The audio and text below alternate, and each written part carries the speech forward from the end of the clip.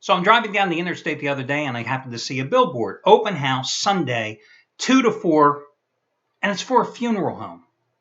And I got to thinking, I mean, how many people are driving down the road, a couple driving down the road, and they're saying, oh, God, honey, we got to go to this open house at the funeral home. I mean, how many people showed up at a funeral home for an open house? I don't necessarily want to show up at a funeral home, period. I'm going to end up there someday. I'd like to put it off as long as possible. But it's the last place I'm going to be going to check out for an open house because, frankly, once I'm in that little box, I don't really give a damn what the funeral home looks like. I'm not too worried about the people coming to see me if they do show up, worrying about what they're going to think about the funeral home either. But it just was a strange billboard. Remind me, a couple of years ago, I saw this billboard. I was going past a cemetery, and it said, "Pardon our dust. We're expanding to serve your needs." I don't know. Just didn't make a lot of sense.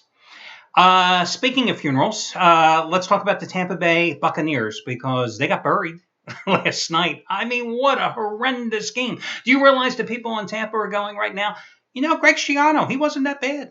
Really, I mean, anything that can make Greg Schiano look good, I mean, that is a huge event. I mean, to say the bloom is off Lovie Smith's rose would be an understatement right now in Tampa. What an embarrassing, pathetic performance. The executives of CBS are going, my God, we paid all this money for the Thursday Night NFL package. We moved a Big Bang Theory to Mondays because of this crap? Yeah, that's exactly what you did. Home teams now 3-0 straight up and against the spread with these Thursday night games, and they've all been double-digit blowout routes. What an embarrassing performance. I turned on the game late. I knew it was 49-0 at one point. My wife happens to ask me, is that the most points scored by an NFL team? And no, it is not. Didn't even come close. By the way, the most points scored in a single game, in case you happen to be on Jeopardy next week, and that happens to be one of the questions. The answer is actually 73 points, and the question would be answered, who are the Chicago Bears, who scored 73 points in a shutout of the Washington Redskins in December 9th, 1940, in the championship game? I guess the Redskins didn't come to play that day. And then, ironically, the most points scored by a single team in a regular season game, it's the Washington Redskins. 1966, November 27th, scored 72 points against the New York Giants. So there you go. Can't say that I didn't inform you. Also, you cannot say that I haven't made you a ton of money over the past month, guys. Did I not tell you last night that I thought the way to play those two games was to use a two-teamer? And that's why I made it my teaser of the year. And if you got my analysis, and my God, I only wrote 7 paragraphs supporting Auburn in the teaser and another 6 supporting Atlanta. It was like War and Peace. I hope you appreciated it. But I don't believe in just giving you the play and not telling you why I think it's going to go. And that's why I break it down, and I think you'll agree. The in-depth analysis, I'm pretty much on the mark when I'm on rolls like this. I told you I thought Atlanta -1 was a gimme. But I thought there was no way, even though I had backed Auburn in its first 2 games, both double-digit home wins and covers, laying 19 and 33 points against Arkansas and San Jose State, respectively, would get the job done laying that big number at Kansas State last night. So I thought the best way was to play the Tigers in a 2-team teaser, where I only had to lay 2.5 to 3.5 points. And thank God I did in the 20-14 final. So I won again last night. That's 22 out of 29 winning days. And today, and by the way, you got that play at cost of just $29, $70 off the regular purchase price. That's 15 discounted winners for me over the past month. And let's make it 16 today, hopefully, because I'm going to give you another play just as strong as that winner, just as strong as my baseball winners on Wednesday, Tuesday, Monday, last Friday, last Thursday's winner on the Ravens. These are all 10-dime plays, of which I'm on a 15-2 roll, but it's going to be in baseball because I think that college football game tonight between UConn and South Florida sucks. What I always tell you guys, don't bet good money on bad teams. Well, you got 2 bad teams here, okay? And ironically, South Florida might be the better team in Tampa right now. That's scary. Isn't that scary? Anyway, it's another 10-dime play, and you can once again get it discounted.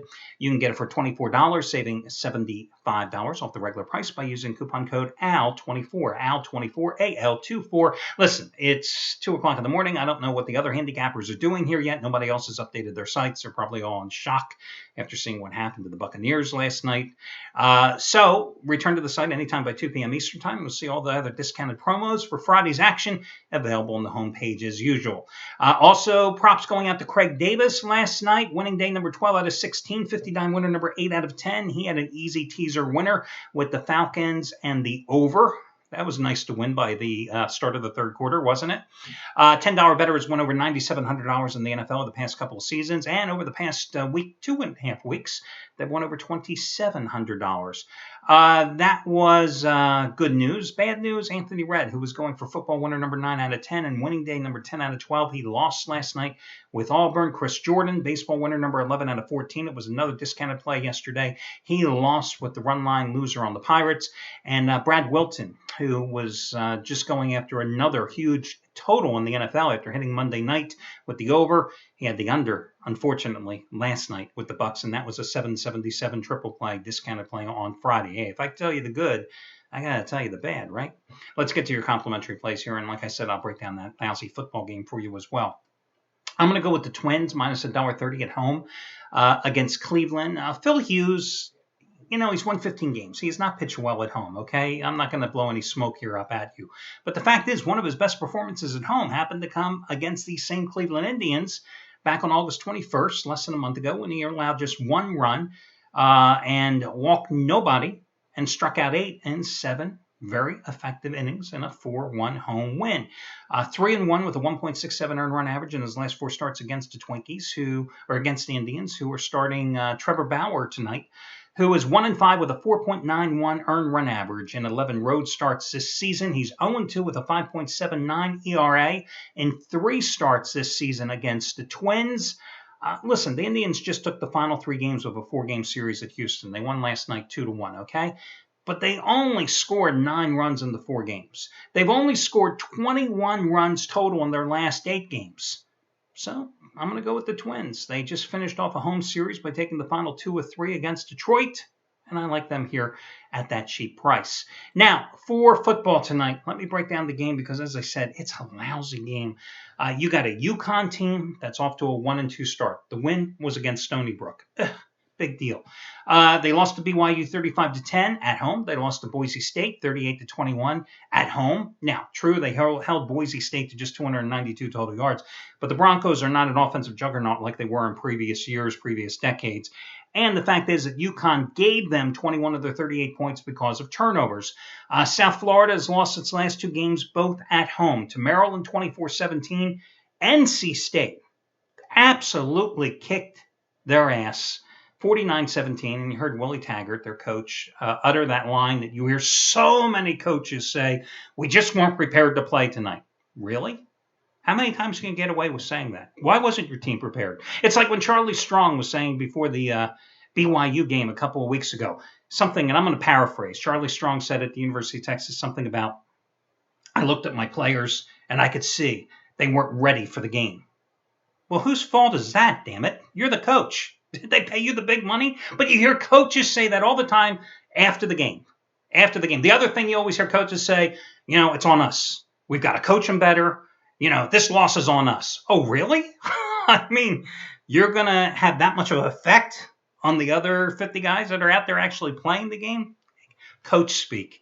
Coach, I'm telling you, I can't tell you how many times I was at press conferences and you hear coach speak and you go and you dutifully write down the notes, you know, and you dutifully get the quotes and inside you're snickering going, oh yeah, I heard this one before. Okay, USF, that's South Florida. They are the Bulls, 3-17-1 against the spread in their last 21 games at home.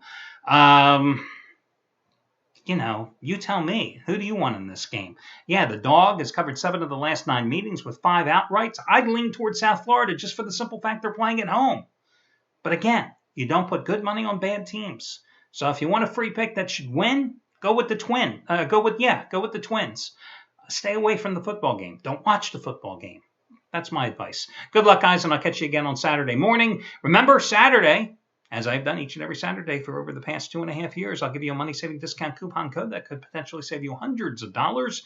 You should know that by now. I'll talk to you then.